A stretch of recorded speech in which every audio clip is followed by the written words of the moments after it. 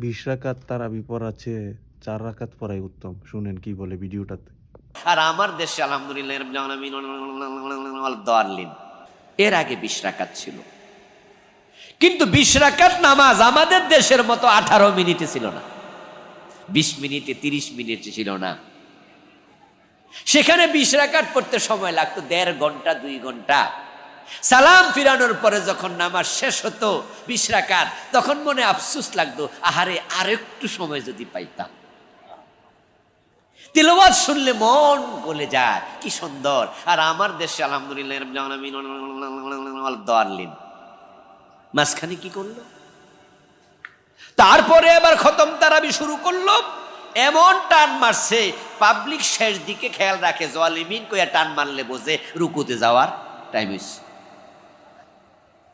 এর মাঝখানে ইমামও বোঝে না, মুসল্লিও বোঝে না। আপনি 20 রাকাত খুশি হয়ে গেলেন, 20 পড়ছি, নো।